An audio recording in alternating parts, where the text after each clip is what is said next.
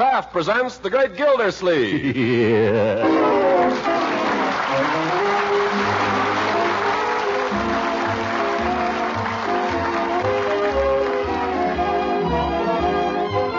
Kraft Cheese Company will also bring you the Kraft Music Hall every Thursday night. Present each week at this time Harold Perry as The Great Gildersleeve, written by John Wheaton and Sam Moore.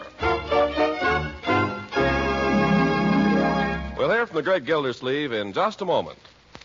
When it's baking time in the kitchen and those tempting smells of crusty brown bread and rolls start filtering through the house, just think how swell they'll taste. Fresh and piping hot with delicious Parquet margarine spread on them for the crowning touch of flavor. Yes, Parquet margarine has this delicate, satisfying flavor, a flavor that makes all your baking treats downright delicious eating. Parquet is a favorite spread for bread, hot toast, and rolls, for pancakes and waffles, too, in millions of American homes. It's a fine energy food as well, one of the very best you can serve a hard-working, hungry family. And there's one other important reason why so many mothers serve Parquet often. Every pound of Parquet margarine, winter and summer and all through the year, contains 9,000 units of important vitamin A. So for delicious flavor and nourishing goodness, serve Parquet often in your home. Tomorrow, ask your dealer for Parquet. That's Parkay. Parquet margarine made by Kraft.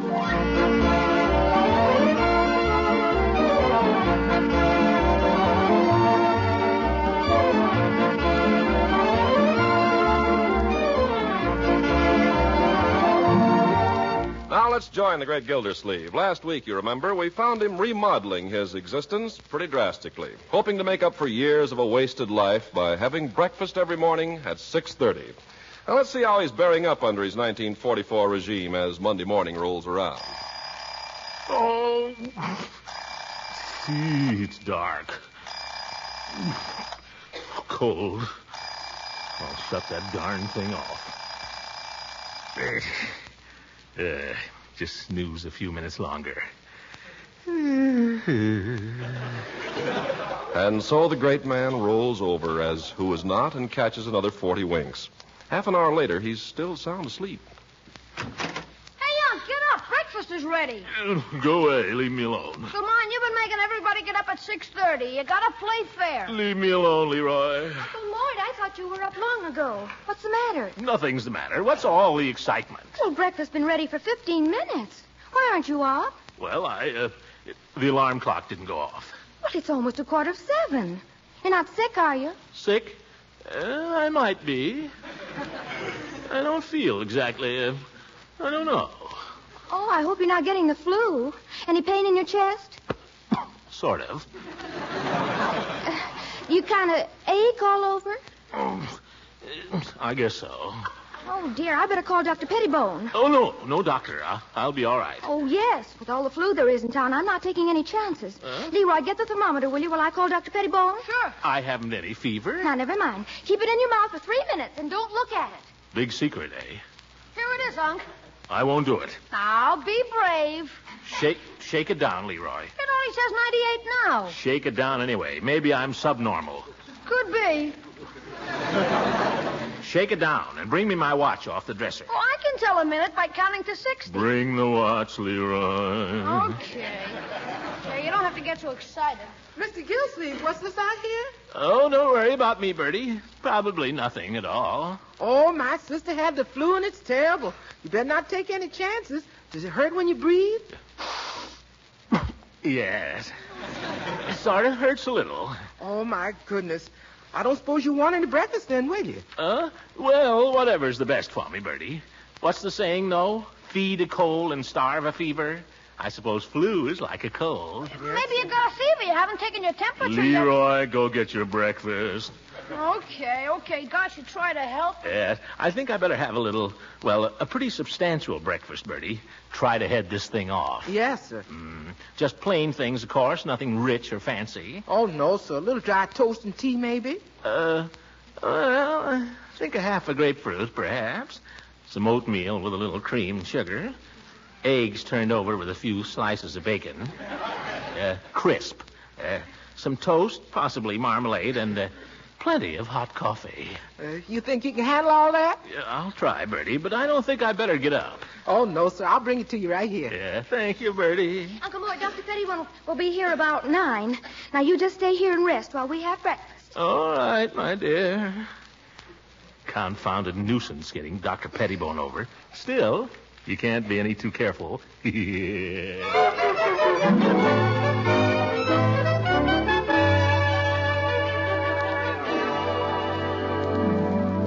Throckmorton, do you feel strong enough to see a visitor? Oh, hello, Leela.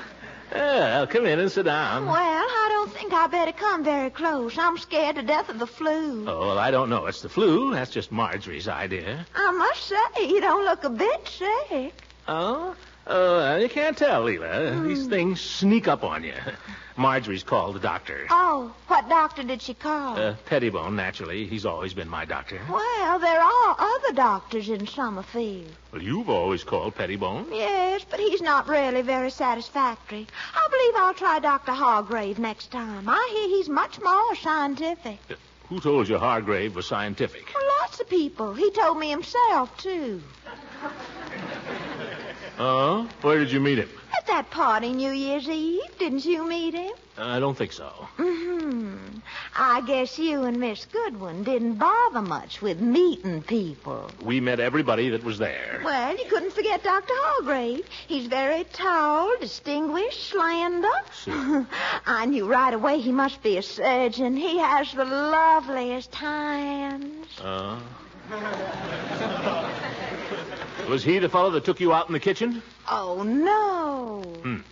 Was he the one that was following you around with a plate of ice cream? Oh, that silly man. No, that's not the one. Oh, I know. He was the fellow you were waltzing with. Throckmorton, I'm simply amazed at how much you noticed me. And all evening, poor Miss Goodwin thought you had eyes only for her. Stop harping on Miss Goodwin. Was it Hargrave you were whirling around with? Oh, he waltzes beautifully. It's because he studied in Vienna, you know. Everybody in Vienna waltzes beautifully, I've heard. Why don't you try Dr. Hargrave, Throckmorton? Because I want a doctor, not a dancer. Oh, pooh. Dr. Hargrave's 10 times the doctor that old Pettibone is. He studied all about the glands and everything. Yeah, just as I thought. One of these fellows with a smooth bedside manner treats women for diseases they haven't got. Throckmorton, I do believe you're jealous. I am not. I'm sick.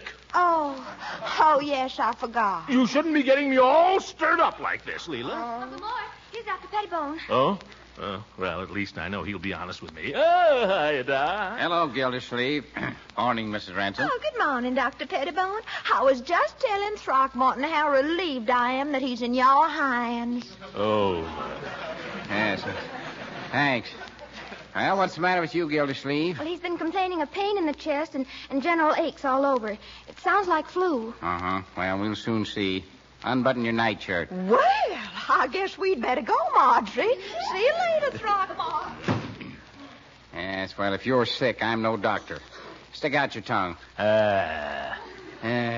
Biggest tongue I ever saw on a human. I always did say so and always will.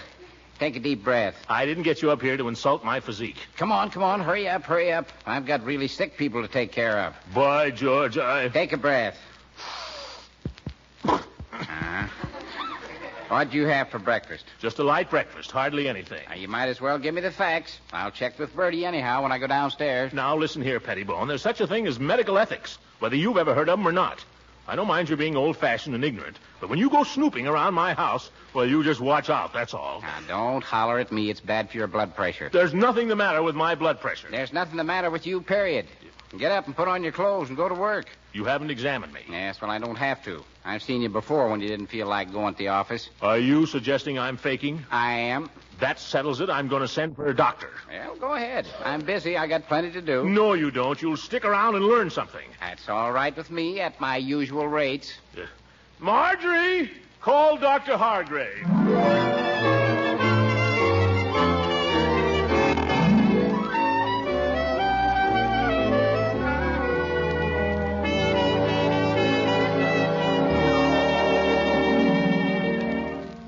Wait a minute, Hargrave. What's that thing? This? Just a pharyngeal speculum. What are you going to do with it? Inspect the pharyngeal passages, look for signs of cystosis, chelamoid formations, that sort of thing. You agree it's a wise precaution, Dr. Pettibone? Very sensible, Dr. Hargrave. Will it hurt? No. Just lie quiet. It won't take a moment.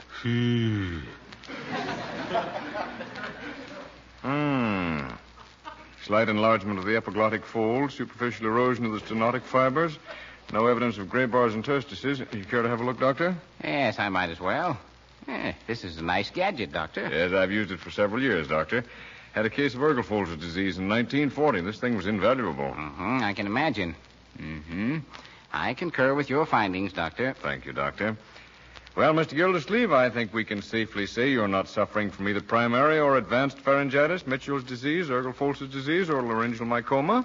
Are they all fatal? Oh, no. No, you mustn't be nervous in an examination of this kind, you know. Just a careful checkup. Now, let's see. You complained of breathing difficulty? It's all right now. Now, Gildersleeve, you asked for an examination, and you're going to get it. You're no longer in charge, Pettibone. Mr. Gildersleeve, I'm merely consulting with Dr. Pettibone. Oh, no. Dr. Pettibone is consulting with you. Oh, was that your understanding, Doctor? Whatever you like, Doctor. Well, in any case, I certainly want to examine your lungs. All right, let's get at it. And keep your eyes open, Pettibone. I don't think Dr. Pettibone has anything to learn from me. By the way, Doctor, I've been meaning to ask you, are you any relation to the Pettibone who performed the operation in the famous Danbury gallstones case in 1914? Yes, that was my own case, Doctor. Not really. Well, it's an honor to meet you. Well, there was a lot of luck in it. Oh, I don't believe it. It was very similar to the case of Perigord in Paris a year or so later. Oh, yes, I remember Perigord's case. But we mustn't forget the famous case of Sneeden in London. Do either of you gentlemen remember Gildersleeve's case? That reminds me, I've got an appointment. You're in good hands, Gildersleeve. If you'll excuse me, Doctor. Oh, could I have a word with you privately, Doctor? Oh, yes, sir. Now, wait a minute. None of that. I want everything out in the open. Quiet. Remember your blood pressure. Approve a thorough checkup in every department, Doctor? Well, that's up to you, Doctor. I don't see how it could do any harm. Some very contradictory symptoms here. I think I'll take him down to the hospital. Oh, very likely the ride is doing good. What are you two talking about over there? You. Well, stop shaking your heads. You make me nervous. Well, goodbye, Doctor. So long, Gildersleeve. Goodbye. Fine man. Splendid physician. Never mind, Hargrave. What are you going to do to me now? Well, we're just going to take you down to the hospital, Mr. Gildersleeve. Hospital? What for? Just for observation. How soon do I have to go? Just as soon as I can get an ambulance. Ambulance? Oh, this is going to be one of my bad days. It is already.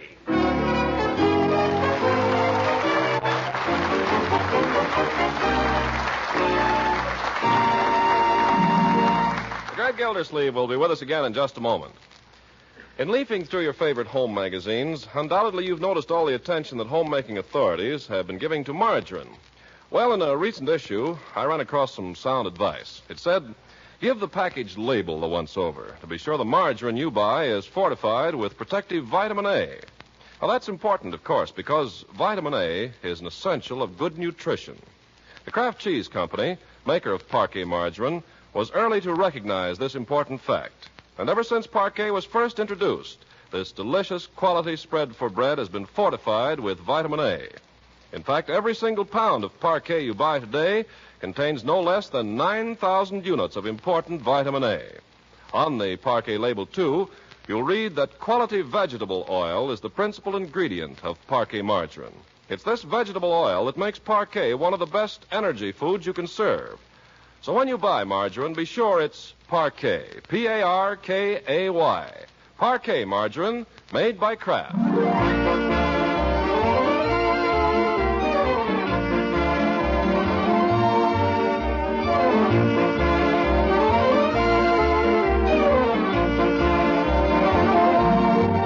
Well, let's see now how Gildersleeve's making out. When we left him, he was on his way to the Summerfield Hospital for observation, and there we find him now in room 218. The shades are lowered, the light is dim, everything is hushed and antiseptic. Dressed in a hospital nightshirt and laid out on a hospital bed, Gildersleeve lies rigid while Dr. Hargrave holds his wrist and times his pulse with a handsome watch.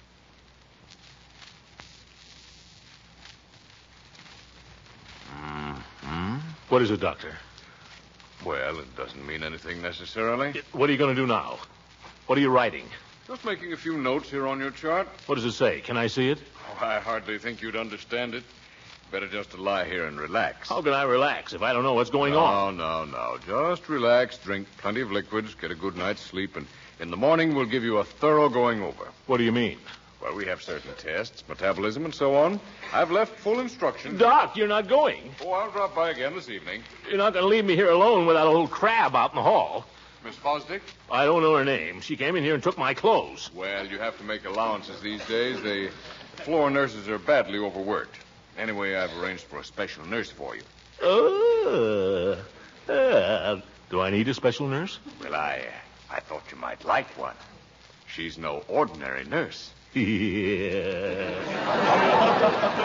Yes, Miss Riley's handled a good many cases for me.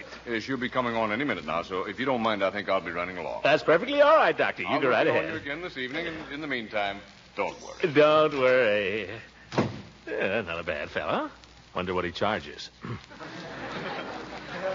Gosh, 3 visits already. Ambulance, $6 a day for the room, at least $8 for the nurse. Miss Riley, eh? Yeah, probably Irish. Blue eyes and black hair. Sure, a little bit of heaven fell from out the sky one day. Oh, nurse, I feel terrible. Well, I wonder what the doctor wrote on that little chart. Maybe I could just take a peek. Gee, floor's cold. Where are my slippers? Oh, way under the bed. Get back in that bed. Oh! What are you doing under there? What are you doing in my room? I didn't ring for any nurse. Get back in that bed. Now, listen, I have a special nurse of my own coming, Miss Riley. I'm Riley.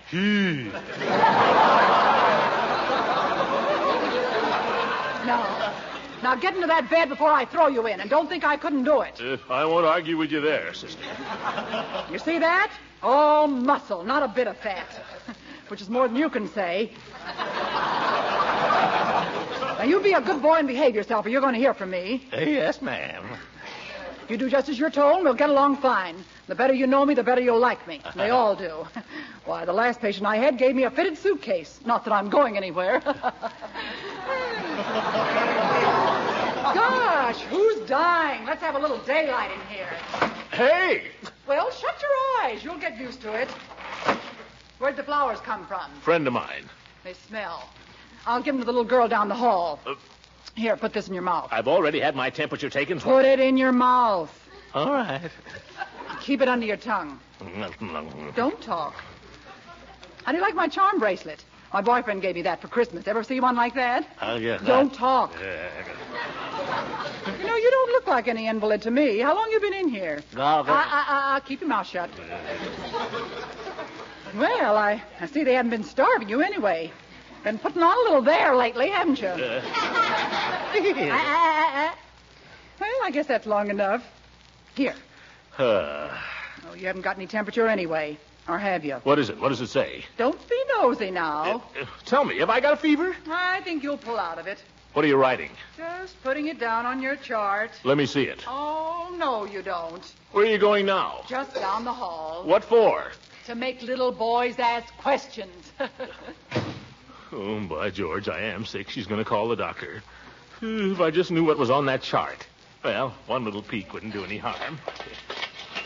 And don't let me catch you getting out of bed. Oh!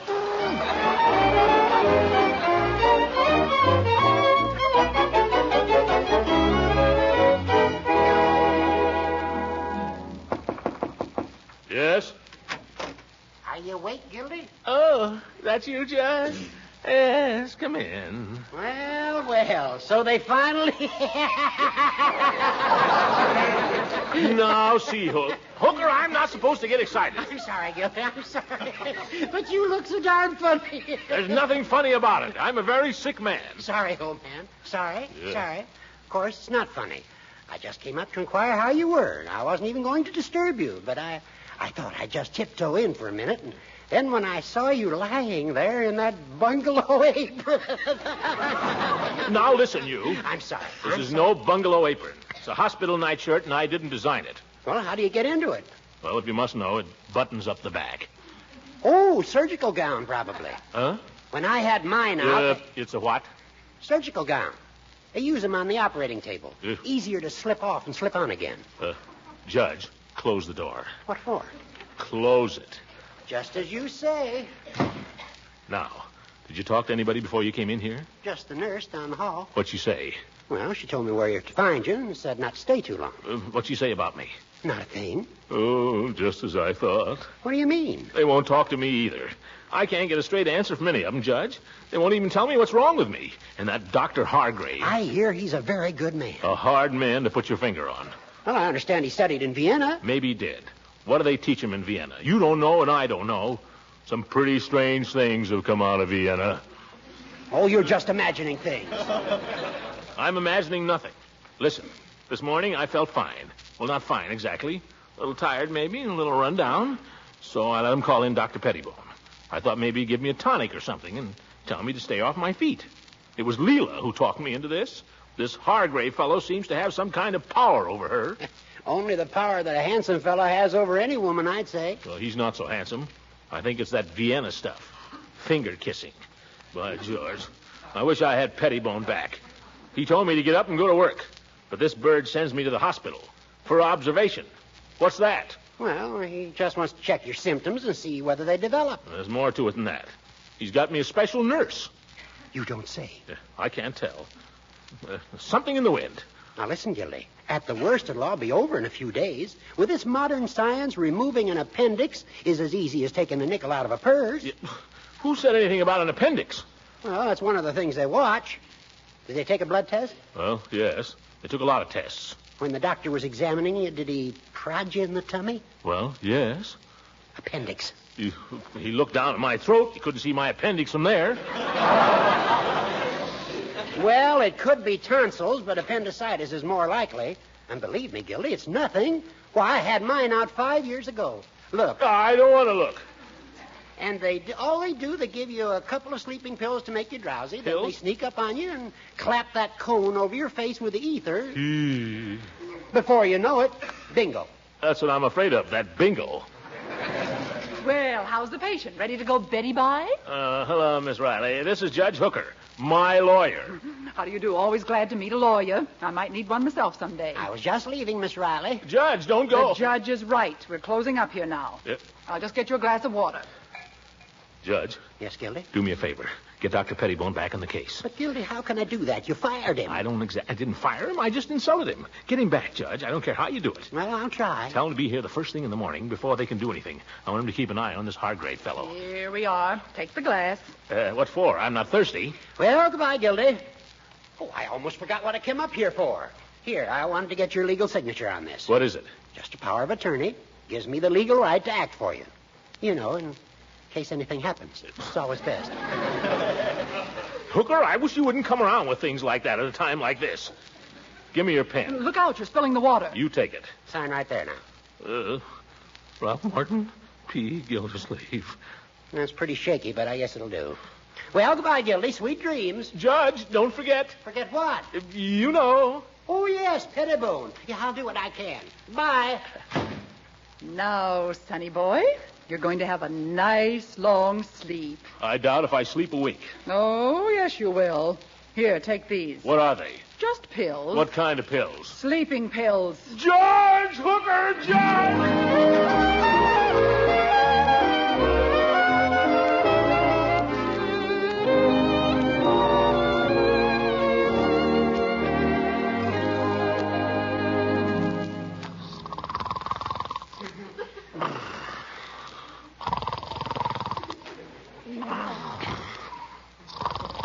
Come on, sonny boy, wake up. Wake up and hear the birdies. Yeah, right away, Bertie. Come on, pull yourself together. Huh? You've got company waiting. Company? Here, comb your hair. You look terrible. Thanks. What time is it? 10:30? I must have slept. I'll say you slept 14 hours. Well, I was overdue. That look better? I guess you won't scare anybody. All right, you can come in now. Oh, Uncle Mort. Marjorie. How are you? How do you feel? Did you have a good night? Hi, Unc. Oh, and little Leroy. Leroy, why aren't you in school? He insisted on coming. I was worried about you, Uncle. I had to know how you were. Well, that's very touching, my boy. If true. Bertie, it's all right. You can come in. Bertie, too? What is this? Oh, Mr. Gilsleeve, to see you lying there like that. I've been praying for you every minute. If anything was to happen to you, I just don't know what I'd do. Now, careful, Bertie. Remember what the doctor said. What did the doctor say? Nothing, Uncle Mort. Listen, what's this all about? What's everybody gathering here for? Who sent for you? Nobody. I don't believe it. I know. It's the crisis. You don't have to fool me. I can take it. Where's the doctor? Doctor! Now, calm down, Uncle Mort. Dr. Hargrave is right across the hall. He'll be in a minute. I know. They're coming for me with that thing. What thing? They sneak up and clap it over your face. Leroy, I've always been a good uncle to you, haven't I? Sure, you've been okay. You've been swell. You wouldn't keep anything from me now, would you? Not me. What did the doctor say, Leroy? What did he say? Didn't say a thing. You too. Bertie, have I ever spoken a harsh word to you? Have I ever complained about anything you did? Oh, no, Mr. Gilsleeve, you ain't. You the best man I ever worked for, and that's a fact. Bertie, be quiet. Now, here comes the doctor. Stand over here, Leroy. I don't want anybody to get behind me. Well, how are we feeling this morning? I feel fine, Doctor. Splendid. I wonder if I could ask you people to step outside for a few minutes. Oh, certainly. Is that necessary? Well, it's customary. Come on, Leroy. Come on, Bertie. Aren't you even going to say goodbye? Oh, you'll be seeing them again. Miss Riley, if you'll close that door, please. Yes, Doctor. What for? Now, wait a minute. Before you start doing anything, Dr. Pettibone was supposed to be coming down here. I sent for him. I've already had the benefit of the doctor's excellent advice. You mean he's been here? We just conferred across the hall. Roll up your sleeve, please. Why? Excellent diagnostician, Dr. Pettibone. Now, Miss Riley. Thank you. What's that? What are you rubbing on my arm? Just a little alcohol. Dr. Pettibone and I went over the records and results of the tests, and we found ourselves in complete agreement on every point. I'm happy to say that we can give you a clean bill of health, except for one thing. What's that? We failed to find any sign that you have ever been vaccinated. The needle, please, Miss Riley. Oh, no, you don't. Lie still. I'm on to that trick. Miss Riley. I've got him, Doctor. Oh. Let me up. Lie still, you big baby. You want me to sit on you? Doctor! Doctor! Oh, please! All right. Let him go, Miss Riley. Really, old man, you ought to get hold of yourself. You want your nephew to hear you carrying on like that? I'm ashamed. I guess I lost my head there for a minute. Well, it's not uncommon. All right. Go ahead, Doc. I can take it. Why, it's all done. All done? You mean... It's all over. You're vaccinated. I'm... Marjorie! Leroy! Look, I'm vaccinated.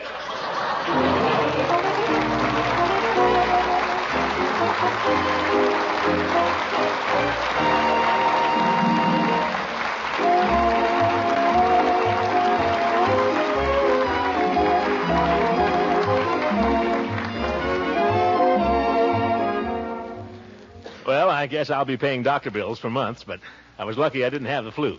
The flu's been pretty bad here in Summerfield. Mr. Peavy's been down with it for a couple of weeks, I'm sorry to say. Of course, he's been with us in spirit all the while. But I know you'll all be glad to hear that he'll be back in business at the old drugstore next week. Good night, everybody.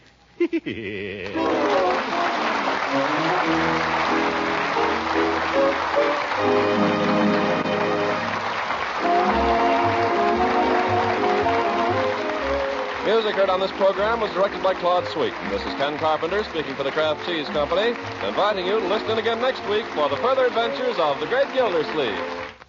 This is the National Broadcasting Company.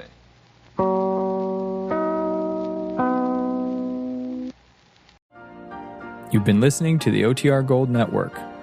Find more classic radio at otrgold.com.